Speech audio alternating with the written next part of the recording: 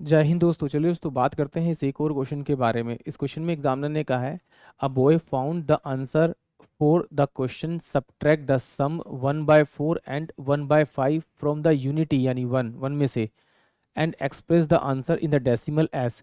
इसकी तरह एक्सप्रेस करें the percentage of error in his answer, यानी कि उसके आंसर में क्या एरर आया वो आपको बताना है।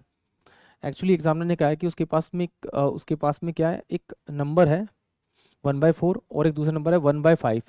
कहता है अगर इन दोनों नंबर को मैं ऐड करूं तो मेरे पास कितना आएगा, वो आएगा आपका 9/20। इसको सोल्व करेंगे तो ये एलसीएम लेंगे तो 20 आएगा, तो ये 5 आएगा, ये 4 आएगा, तो ये आएगा 9/20। अब कह रहा है 9/20 है, इसको अगर मैं वन में से माइनस करूं, यूनिटी नंबर यानी वन में से माइनस करूं, तो मेरे पास कितना बचेगा आपका, ये 11/20 बचेगा।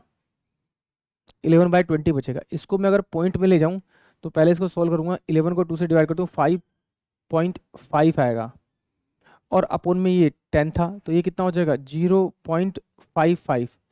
ये पॉइंट में मेरा ये आंसर आ रहा है, बट एग्जामिनर कह रहा है कि उसका जो आंसर दे रखा था उसने 0.45 आ रहा था, तो इसके बीच में जो डिफरेंस आ रहा है उसी का परसेंटेज पूछा है।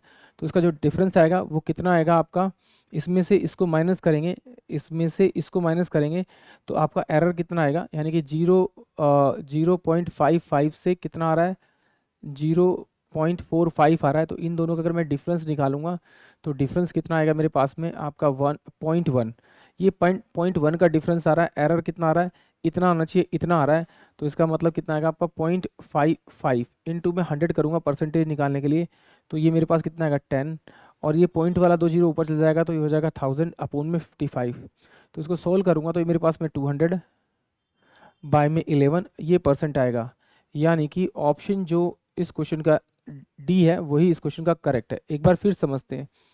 एग्जामिनर ने कहा a boy found the answer for the question subtract the sum 1/4 and 1/5 from the unity and express the answer as a decimal.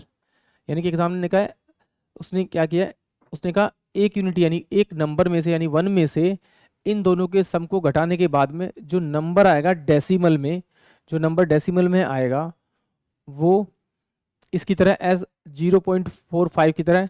तो बताना है कि इस वाले आंसर उस वाले आंसर में कितने परसेंट का एरर आ रहा है, the percentage of the error in his answer, उसके आंसर में कितने परसेंट का एरर है। इसका तो आंसर आ रहा है 0.55 आ रहा है, और जो एग्जामिनर ने दिया है वो दे रखा है 0.45, तो उसके आंसर में एरर कितने का आ रहा है 0.1 का आ रहा है।